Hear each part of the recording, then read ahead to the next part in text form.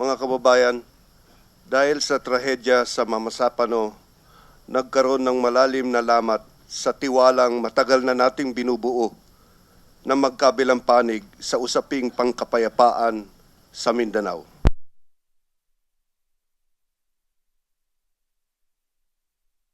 Natin ang lahat upang katotohanan lamang ang daan tungo sa katarungan para sa SAF 44 at katarungan para sa lahat. Katotohanan lamang ang magbabalik ng tiwala sa isa't isa.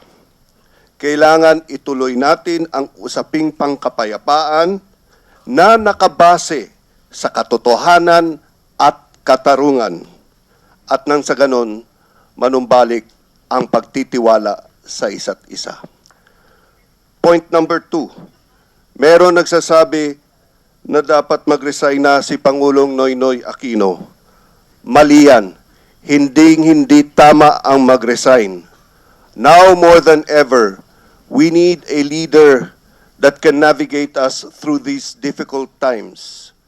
Si Pangulong Noynoy Aquino, ang ama ng ating bayan, at naniniwala ako na kasama natin siya at siya ay tutulong sa paghahanap ng katotohanan.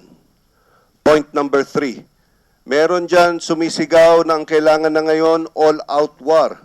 Mali din yan. Hindi yan ang tamang landas.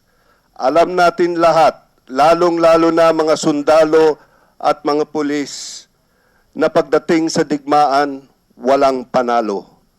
Ang unang mabibiktima dyan ang mga sibilyan, mga nanay, mga bata, mga pamilya.